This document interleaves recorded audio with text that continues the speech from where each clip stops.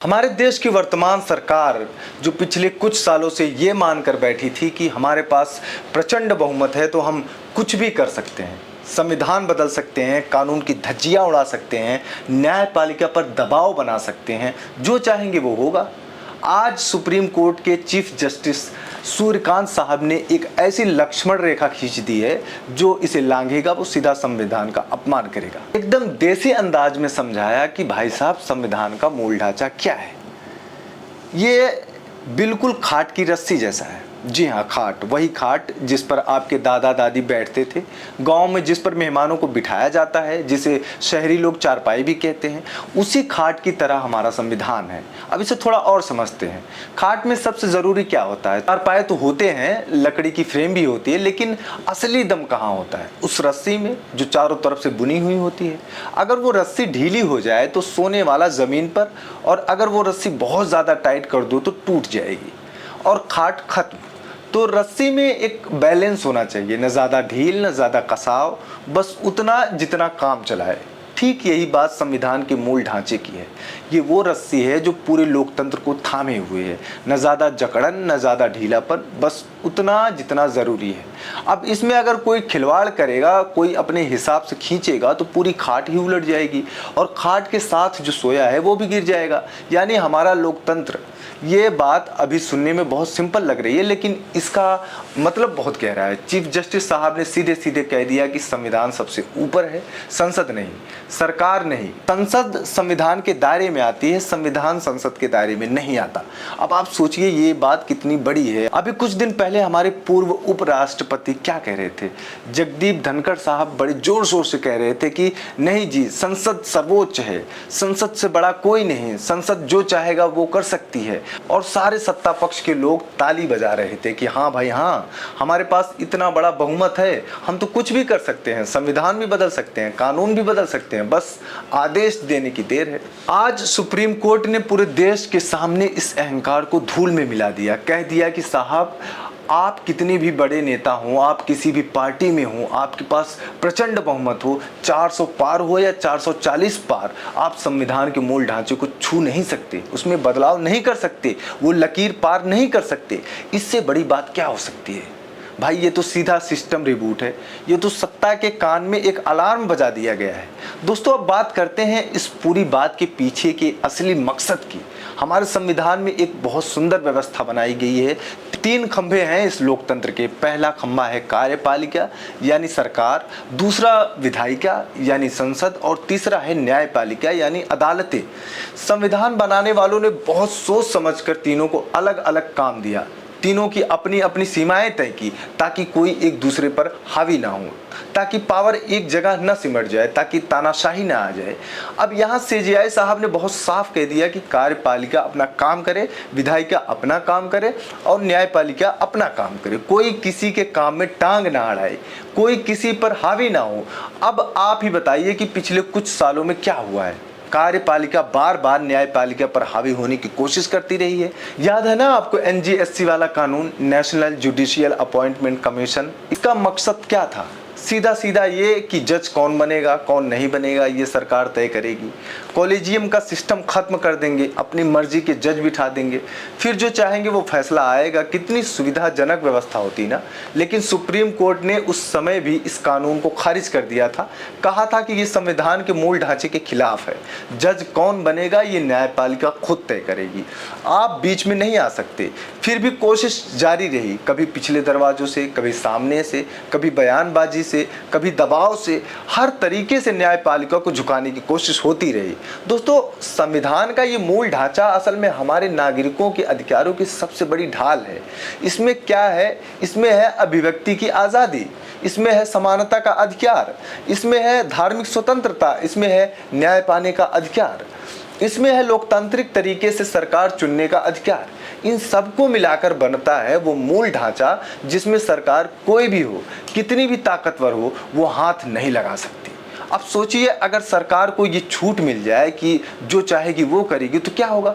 कल कोई सरकार आ जाए और कह दे कि अब से चुनाव नहीं होंगे, हम ही हमेशा राज करेंगे, तो क्या ये हो सकता है? नहीं हो सकता। क्यों? क्योंकि लोकतंत्र संविधान का मूल ढांचा है, आप इसे नहीं छू सकते। कल कोई सरकार आ जाए और कह दे कि आपसे कुछ धर्म के लोग वोट नहीं दे सकते, तो क्या ये हो सकता है? नहीं हो सकता, क्योंकि समानता संविधान का मूल ढांचा है। यही वो सुरक्षा कवच है जो हम सबकी रक्षा करता है। चाहे आप हिंदू हो, मुसलमान हो, सिख हो, ईसाई हो, गरीब हो, अमीर हो, उत्तर वाले हो, दक्षिण वाले हो, हर एक को ये संविधान बराबर बचाता है। यहाँ एक बहुत मजेदार बात कहने, पिछले कुछ सालों में कुछ लोगों को ऐसा लगने लगा था कि उनके पास एक अलग संविधान है, बीजेपी का अपना संविधान, जिसमें लिखा है कि हम जो चाहे वो कर सकते हैं, हम जिसे चाहे उसे जेल में डाल सकते हैं, जिसकी चाहे आवाज बंद कर सकते हैं, जिस पर चाहे एनएसए और रासुका लगा सकते हैं।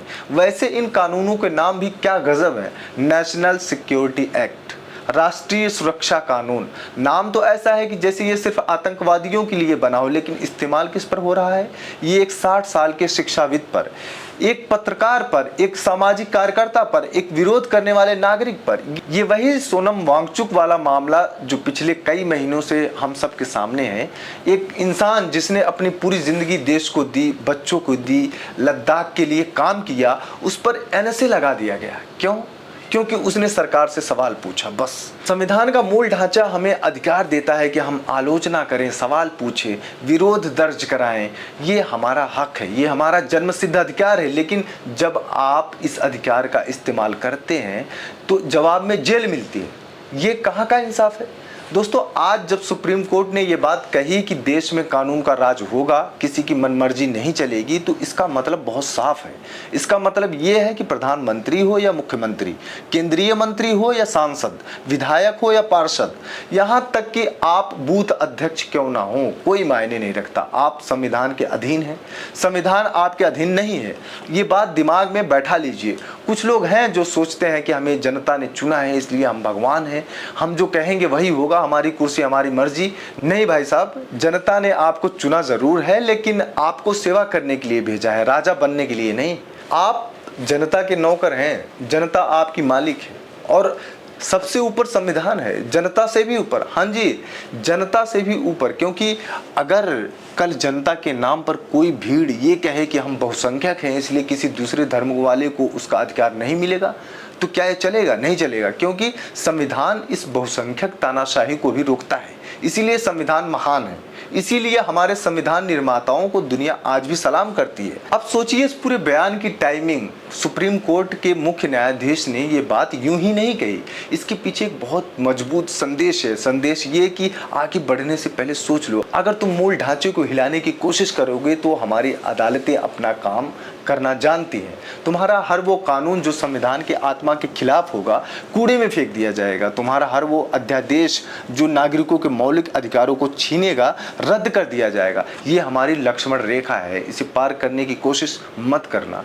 ये बात एक जज ने कही है, लेकिन इसका असर पूरे देश की राजनीति पर पड़ेगा। इस बयान से एक नया रास्ता खुल गया है, इस बयान से एक नई हिम्मत मिली है उन लोगों को जो पिछले कुछ सालों से डर के मारे चुप बैठे थे। अब वो लोग भी बोल सकेंगे, अब वो पत्रकार भी लिख सकेंगे, अब वो नागरिक भी सवाल पूछ सकेंगे, क्योंकि सबसे बड़ी अदालत ने कह दिया है कि तुम्हारा ये अधिकार अटूट है, ये मौलिक है, ये कोई तुमसे छीन नहीं सकता।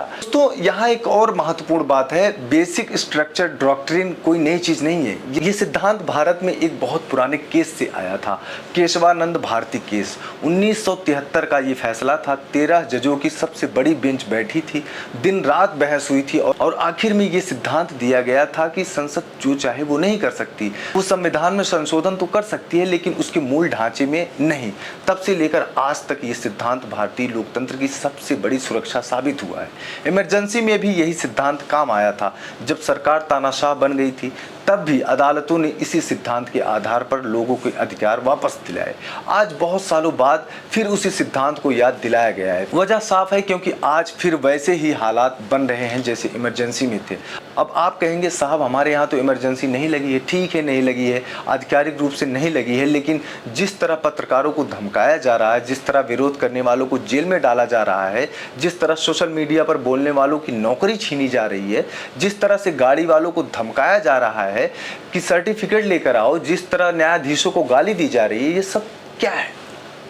ये एक अघोषित इमरजेंसी है, इसीलिए तो सुप्रीम कोर्ट को याद दिलाना पड़ा कि भाई साहब संविधान अभी जिंदा है, हम सभी जिंदा हैं, हम अभी जिंदा हैं, आप अपनी हद में रहिए।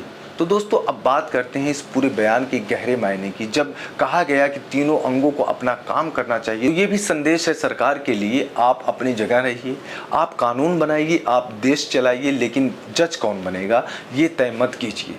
कौन सा केस कब चलेगा ये मत बताइए, किस पर एनएसए लगेगा किस पर नहीं लगेगा इसकी मनमानी मत कीजिए। हर चीज़ में एक व्यवस्था है, एक कानूनी प्रक्रिया है, उसका पालन कीजिए। नहीं तो कल जब आप विपक्ष में होंगे, आप पर कोई गलत कानून लगेगा, तब आपको कोई नहीं बचा पाएगा। याद रखिए, ताकत हमेशा एक जगह नहीं रहती, कुर्सी बदलती है, सरकारें बदलती हैं, तानाशाह भी एक दिन आम आदमी बन जाते हैं। इसलिए जो व्यवस्था आज आप बना रहे हैं कल वो आप पर भी लागू होगी। इसलिए बुद्धिमानी इसी में है कि व्यवस्था को ठीक रखिए, संविधान का सम्मान कीजिए, न्यायपालिका का सम्मान कीजिए। दोस्तों एक बात और है, हमारा संविधान भारत की आत्मा है, इसे बदलने या रोकने का हक किसी को भी नहीं है।